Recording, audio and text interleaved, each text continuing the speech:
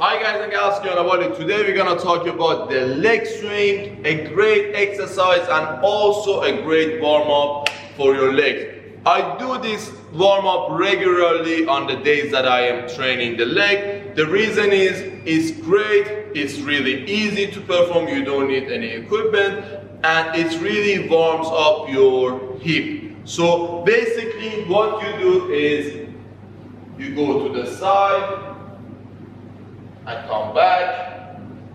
You can also go forward and back. Now, this is pretty much easy, but there are a few mistakes that people make. First of all, people go too fast. You don't need to go too fast, you're just warming up the joint. You don't need to be explosive, so control it a little bit more. Second thing is, people go through extreme ranges of motion. Now, that's basically because, again, they go too fast, so they just force it too much up and down, and when you're starting to do the session that you have, your body is not gonna be that much flexible. So when you start your program by doing something that requires a lot of flexibility, you can hurt yourself, and at the same time, because you're stretching the muscles too much, although this is dynamic stretching, it's not static, but still you're gonna fatigue the muscles a little bit more. So keep in mind that this exercise is not for warming up the muscle too much. So this is mostly for warming up the joint. So it's just to start that lubrication of the joint, so the joint is flexible. You're gonna warm up your muscles when you're doing the exercises that you want. The first set, just go a little bit lighter, or 2 sets, 3 sets based on your needs and capabilities and flexibilities. But do not think that this is gonna warm the muscles up. This is for the joints.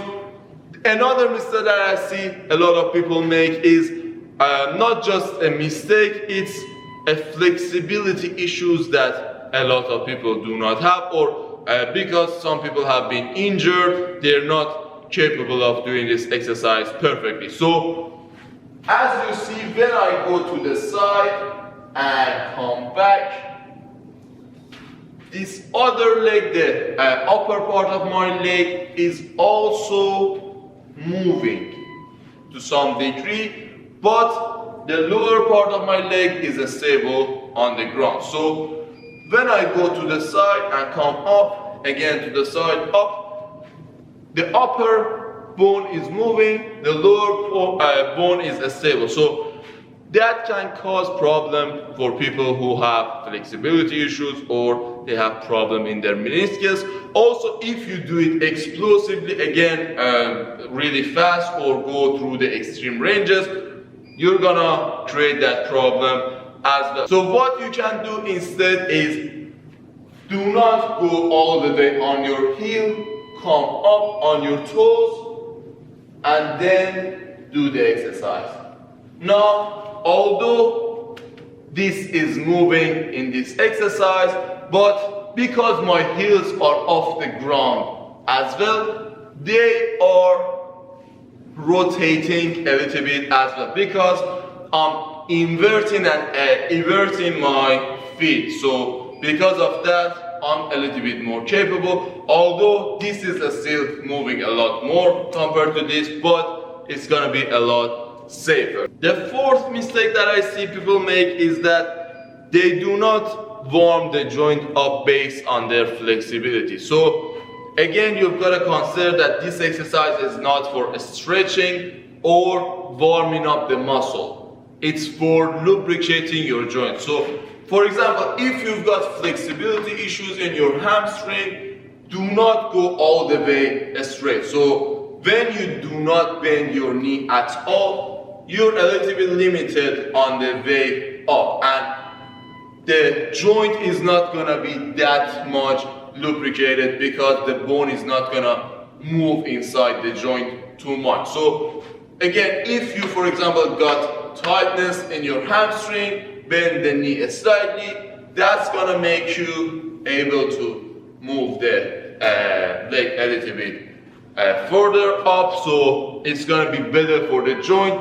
And you don't need to stretch the muscle. When you stretch the muscle too much, it's gonna be weaker. So make sure you do not stretch the muscle beforehand, especially when it comes to the legs, because they are bigger muscles and they can lift heavier, and if you stretch them too much before the exercise, it can cause injury. So anyway, I'm gonna give you a full instruction once more. The toe goes out from both sides. So do not bring it like this. Bring the toes up, in, up, in, up, and let it roll. So do not try to use the muscles again. Just use a lot of momentum. It's okay to cheat with this exercise because we don't want to use the muscle. And this is for the side. The more you point the toes up, the more range of motion you're gonna have. Of course, the hip is gonna move a little bit as well, but that's again a good thing. So when you're using the hip rotation as well, and your spine, the thoracic spine is steady, you're gonna warm up the spine as well. So if you compare this to this, in the second variation, it wasn't just my hip that was getting warmed up, it was also my spine. And if you want to do squats and deadlifts and things like that, it's good to get the spine stretched as well. And that goes with the front and back as well. When you go front and back, of course with this one, you can put the heel down, you don't need to be on your toes. But for this, try to use the chest as well. So add momentum by going forward and back, and that's gonna involve your spine as well. Do not keep yourself rigid. We don't want to keep the spine really strict.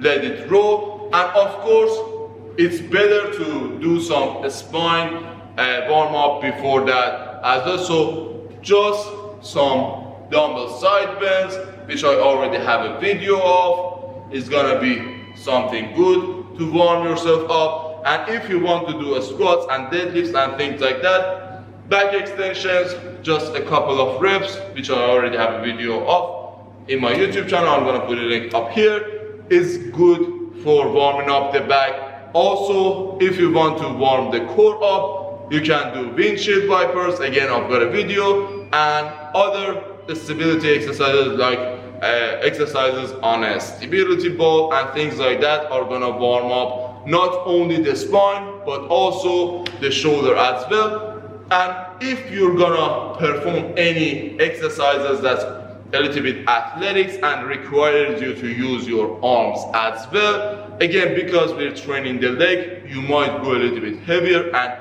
if you do not warm the arms properly before that, you can get injured. So if you want to warm up the arms as well, I've got a video about shoulder warm up. I'm gonna put a link up in this video. So the most important joint in the arm, the shoulder, the most vulnerable joint maybe in the entire body, the shoulder, is gonna get warmed up as well.